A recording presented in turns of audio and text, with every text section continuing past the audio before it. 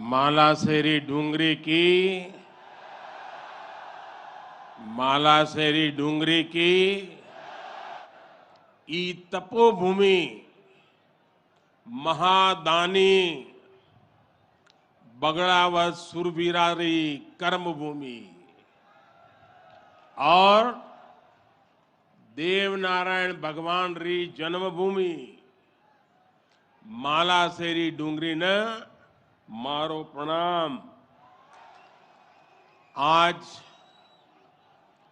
इस पावन अवसर पर भगवान देवनारायण जी का बुलावा आया और जब भगवान देवनारायण जी का बुलावा आए और कोई मौका छोड़ता है क्या? मैं भी हाजिर हो गया। और आप याद रखिए, ये कोई प्रधानमंत्री यहां नहीं आया है।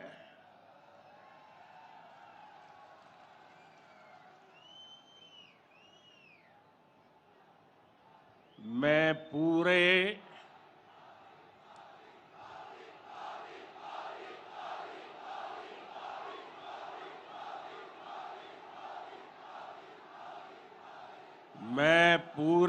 भक्ति भाव से आप ही की तरह एक यात्री के रूप में आशीर्वाद लेने आया हूं।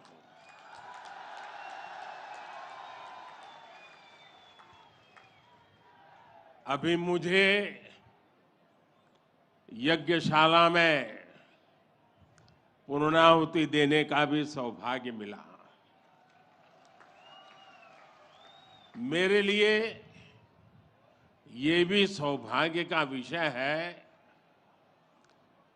कि मुझ जैसे एक सामान्य व्यक्ति को आज आपके बीच आकर के भगवान देवनारायण जी का और उनके सभी भक्तों का आशीर्वाद प्राप्त करने का ये पुण्य प्राप्त हुआ है। भगवान देवनारायण और जनता जनार्दन दोनों के दर्शन करके मैं आज धन्य हो गया हूं।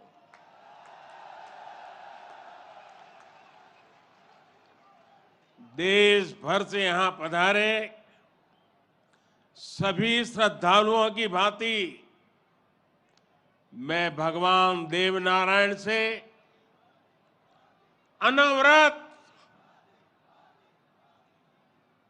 राष्ट्र सेवा के लिए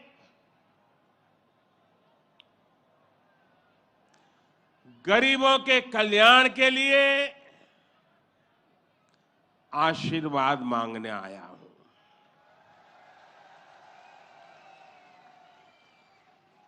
साथियों, ये भगवान देवनारायण का 1111वां अवतरण दिवस है। सप्ताह भर से यहां इससे जुड़े समारोह चल रहे हैं। जितना बड़ा ये अवसर है, उतनी ही भव्यता, उतनी दिव्यता, उतनी ही बड़ी भागीदारी गुर्जर समाज ने सुनिश्चित की है। इसके लिए मैं आप सभी को बधाई देता हूं। समाज के प्रत्येक व्यक्ति के प्रयास की सराहना करता हूं। भाइयों और बहनों, भारत के हम लोग हजारों वर्षों पुराने अपने इतिहास, अपनी सभ्यता, अपनी संस्कृति पर गर्व करते हैं। दुनिया की अनेक सभ्यताएं समय के साथ समाप्त हो गई, परिवर्तनों के साथ खुद को ढाल नहीं पाई। भारत को भी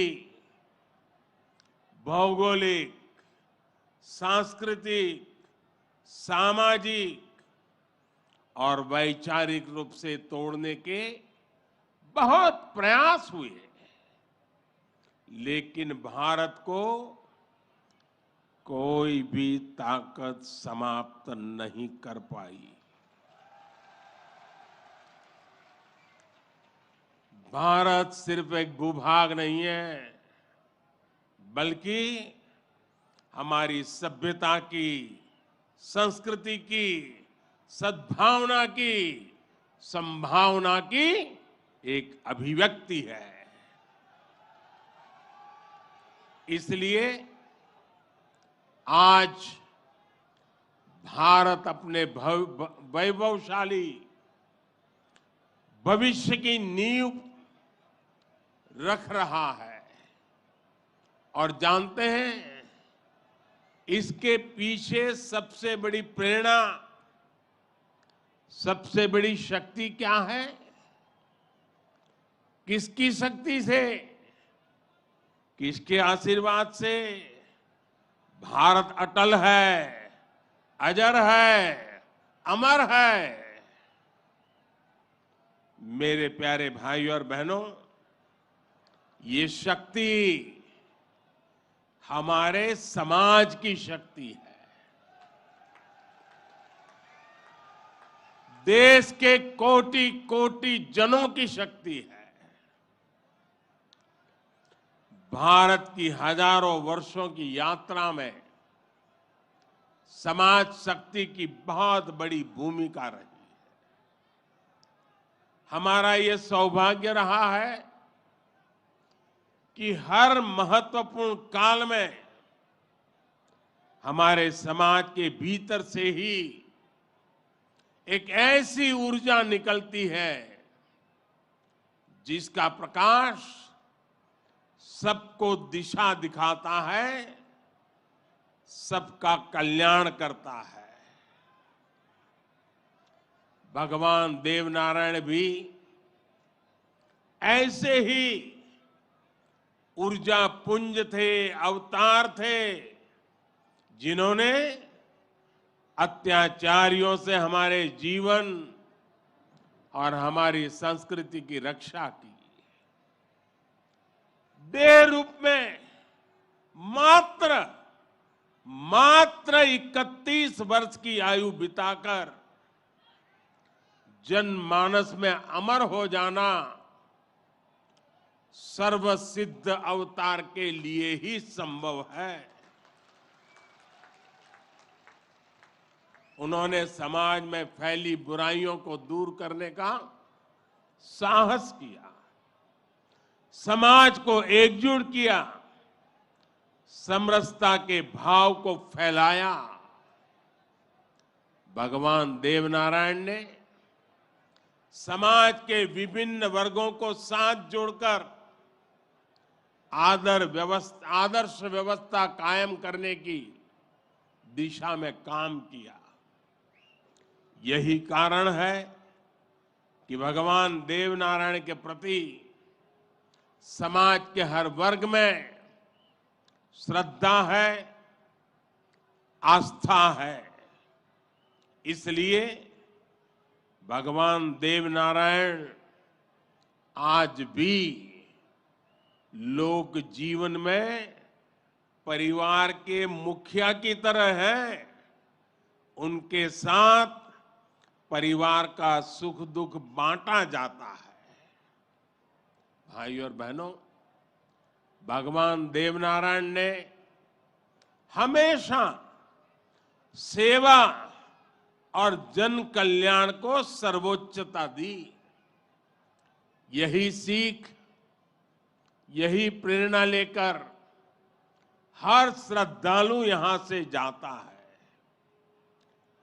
जिस परिवार से वे आते थे, वहां उनके लिए कोई कमी नहीं थी, लेकिन सुख सुविधा के बजाय उन्होंने सेवा और जन कल्याण का कठिन मार्ग चुना।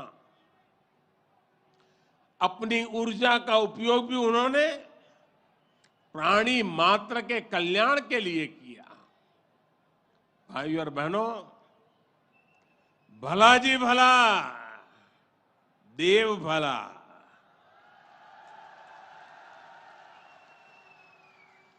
भला जी भला, देव भला। इसी उद्घोष में भले की कामना है, कल्याण की कामना है। भगवान देवनारायण ने जो रास्ता दिखाया है वो सबके साथ से सबके विकास का है। आज देश इसी रास्ते पर चल रहा है। बीते 8-9 वर्षों से देश समाज के हर उस वर्ग को सशक्त करने का प्रयास कर रहा है जो उपेक्षित रहा है, वंचित रहा है। वंचितों को वरीयता, इस मंत्र को लेकर के हम चल रहे हैं। आप याद करिए, राशन मिलेगा या नहीं, कितना मिलेगा, ये गरीब की कितनी बड़ी चिंता होती थी।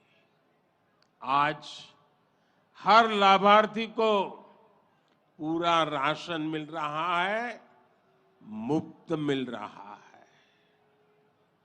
अस्पताल में इलाज की चिंता को भी हमने आयुष्मान भारत योजना से दूर कर दिया है। गरीब के मन में घर को लेकर टॉयलेट, बिजली, गैस कनेक्शन को लेकर चिंता हुआ करती थी, वो भी हम दूर कर रहे हैं। बैंक से लेन देन भी कभी बहुत ही कम लोगों के नसीब होती थी। आज देश में सभी के लिए बैंक के दरवाजे खुल गए हैं। साथियों, पानी का क्या महत्व होता है, ये राजस्थान से भला बेहतर कौन जान सकता है। लेकिन आजादी के अनेक दशकों बाद भी देश के सिर्फ 3 करोड़ परिवारों तक ही नल से जल की सुविधा थी। 16 करोड़ से ज्यादा ग्रामीण परिवारों को पानी के लिए संघर्ष करना पड़ता था। बीते 3.5 वर्षों के भीतर देश में जो प्रयास हुए हैं, उसकी वजह से अब 11 करोड़ से ज्यादा परिवारों तक पाइप से पानी पहुंच चुक लगा है। देश में किसानों के खेत तक पानी पहुंचाने के लिए भी बहुत व्यापक काम देश में हो रहा है। सिंचाई की पारंपरिक योजनाओं का विस्तार हो या फिर नई तकनीक के सिंचाई, किसान को आज हर संभव मदद दी जा रही है।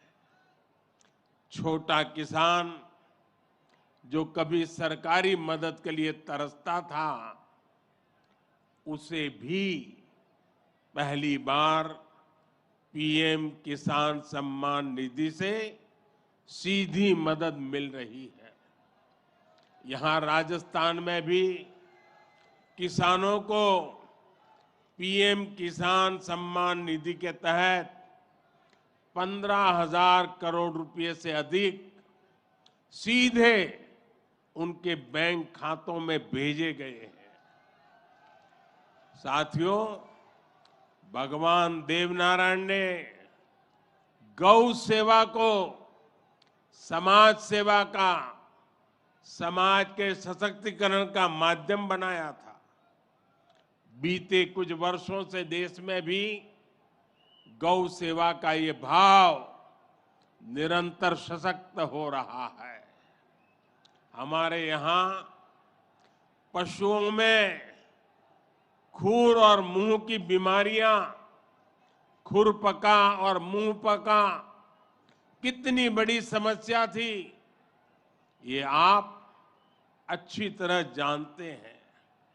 इससे हमारी गायों को, हमारे पशुधन को मुक्ति मिले, इसलिए देश में करोड़ों पशुओं के मुफ्त टीकाकरण का बहुत बड़ा अभियान चल रहा है। देश में पहली बार गौ कल्याण के लिए राष्ट्रीय कामधेनु आयोग बनाया गया है। राष्ट्रीय गोकुल मिशन से वैज्ञानिक तरीकों से पशुपालन को प्रोत्साहित करने पर बल दिया जा रहा है।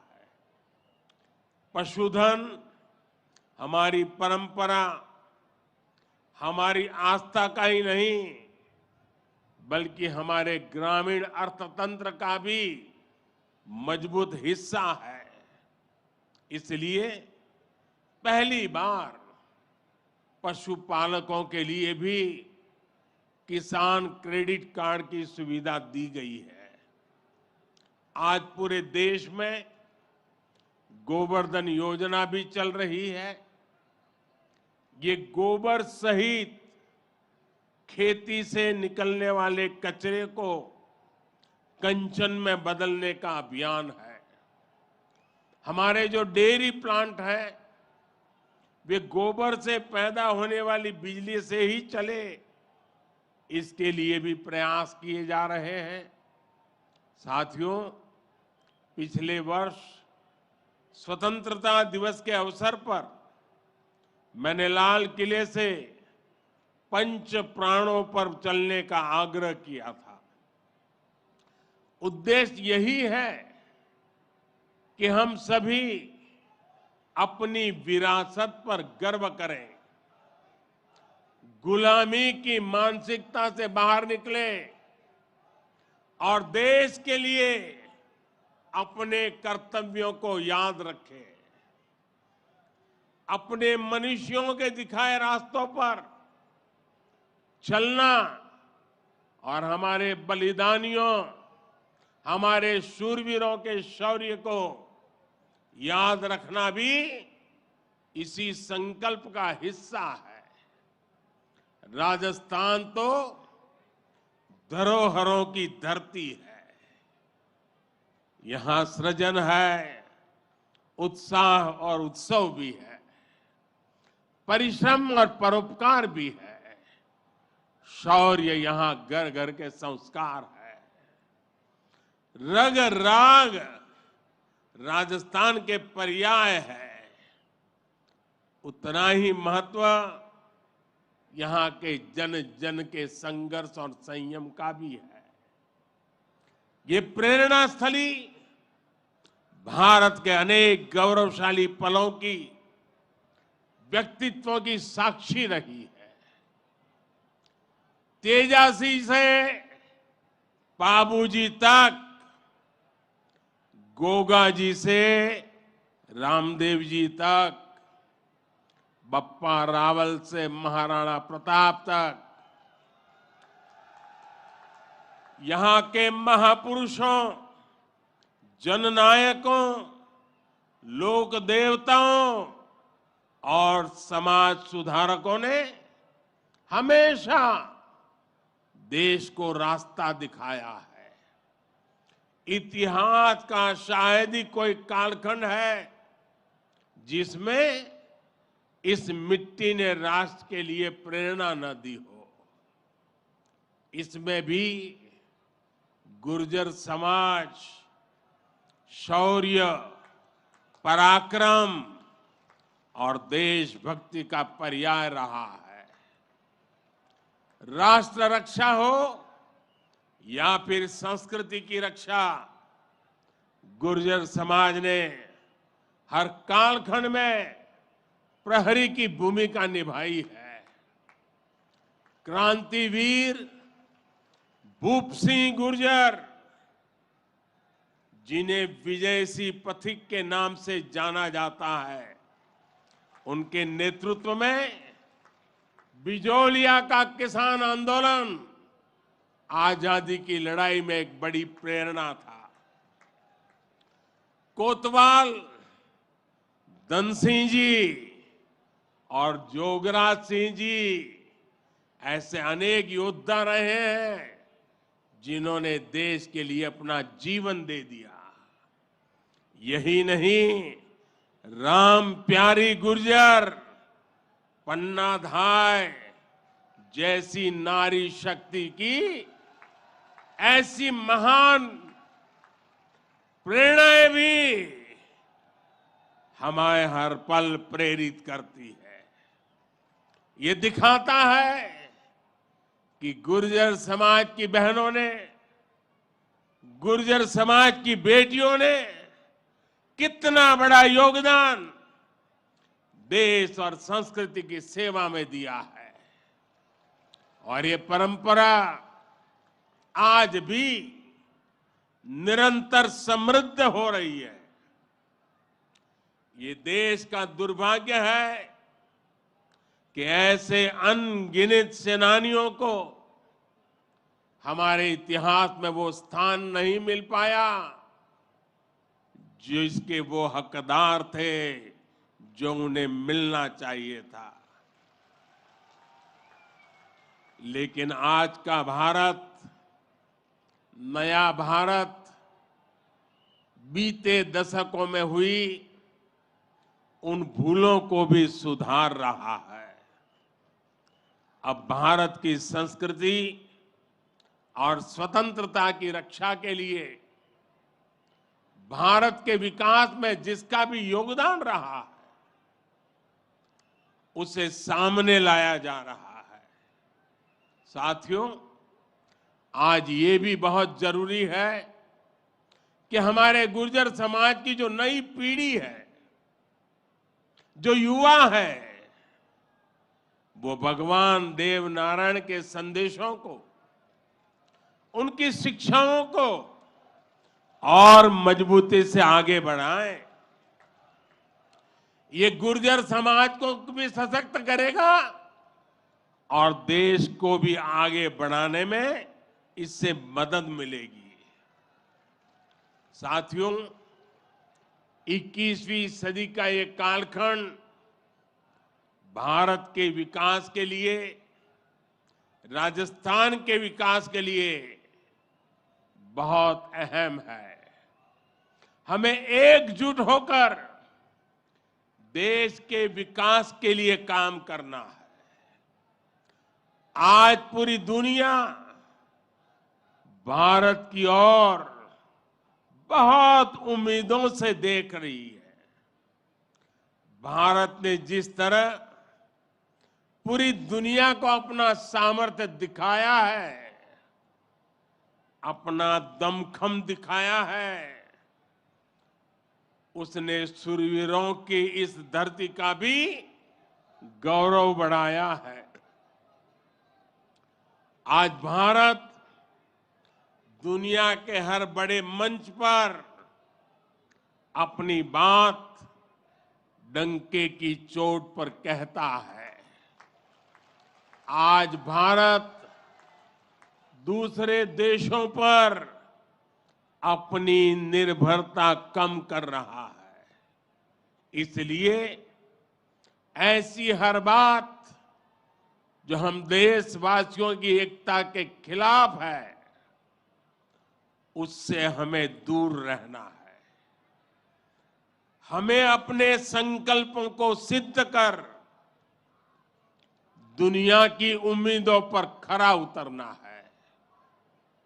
मुझे पूरा विश्वास है कि भगवान देव नारायण जी के आशीर्वाद से हम सब जरूर सफल होंगे।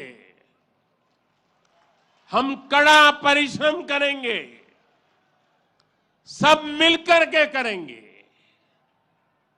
सबके प्रयास से सिद्धि प्राप्त होके रहेगी। और ये भी देखिए कैसा संयोग है, भगवान देवनारायण जी का 1111वां अवतरण वर्ष,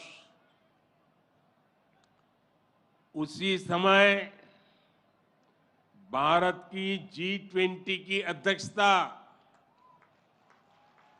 और उसमें भी भगवान देवनारायण का अवतरण कमल पर हुआ था।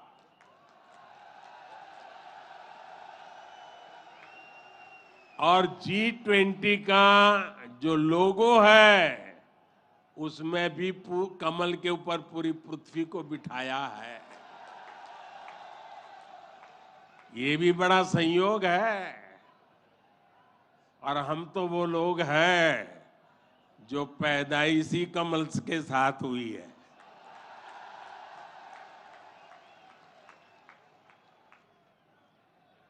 और इसलिए हमारा आपका नाता कुछ गहरा है।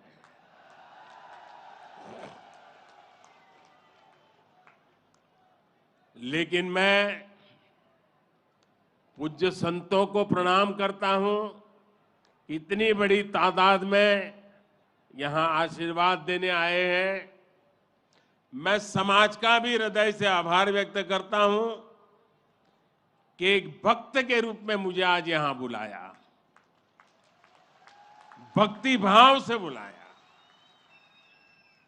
ये सरकारी कार्यक्रम नहीं है, पूरी तरह समाज की शक्ति, समाज की भक्ति, उसी ने मुझे प्रेरित किया और मैं आपके बीच पहुंच गया। मेरी आप सबको अनेक अनेक शुभकामनाएं हैं। जय देव दरबार, जय देव दरबार, जय देव दरबार।